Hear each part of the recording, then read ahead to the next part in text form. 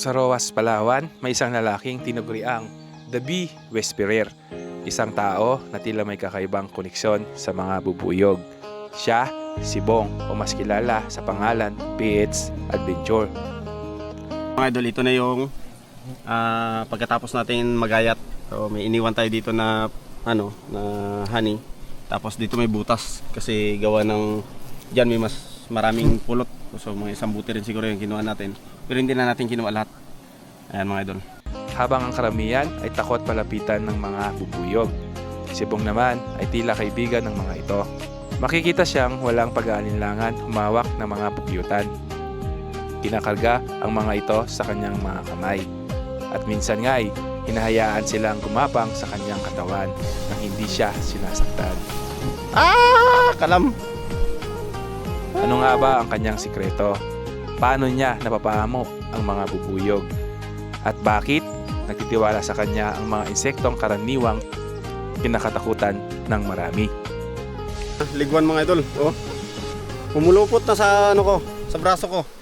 Oh, para na akong si Hulk. Hanap buhay din ni Bong ang pagbebenta ng honey dito sa Palawan. Sa bawat bote ng pulot na kanyang inaani, nakapaloob ang sipag at tiyaga at respeto niya sa kalikasan.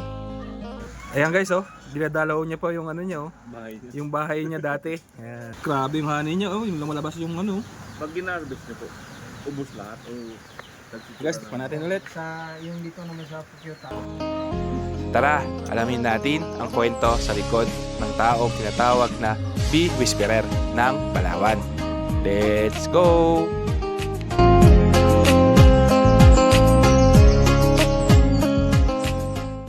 Ayun guys, kasama natin si Pete's Adventure, tinuguri ang Bee Whisperer ng Palawan. Hello po. Maraming salamat mga idol. Ayan po, ako nga pala si Bong Bungkag na mas kilala po na si Pete's Adventure. Sa mga nagtatanong kung bakit po hindi ako nakakagat sa pag-harvest ko ng pulot bukyutan at pinaglalaruan itong yung mga bees. Dahil po sa experience, sa tagal na rin po maliliit pa po kami, experience na rin talaga na manguha ng pulot. Marami na pong pagsubok na pinagdaanan, hirap maakyatin ng puno, ilang beses na muntik na disgrasya dahil nga sa pag-harvest ng honey. So, may time po na kinuyog ako ng bubuyog, pinagtulungan ako. At muntik ako doon na nahulog sa mata sa puno ng balite. Sa ngayon, patuloy kong ginagawa. Yung nakasanayan ko pag-harvest ay umubad talaga ako ng damit.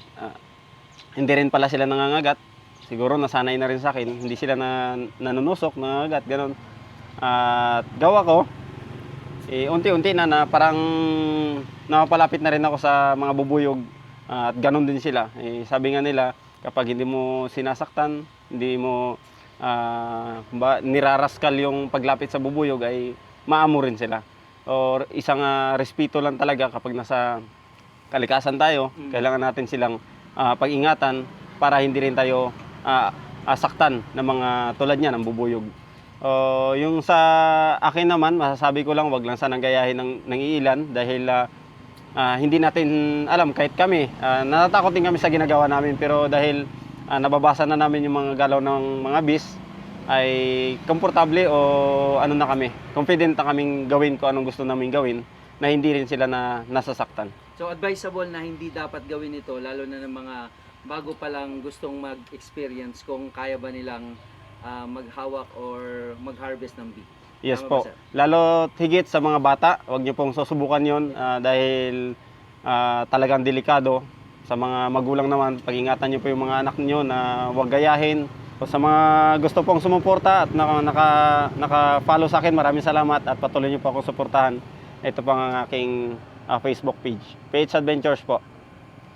Ayun, maraming salamat sa ating Bee Whisperer dito from Rojas, Palawan. Thank you po. Okay.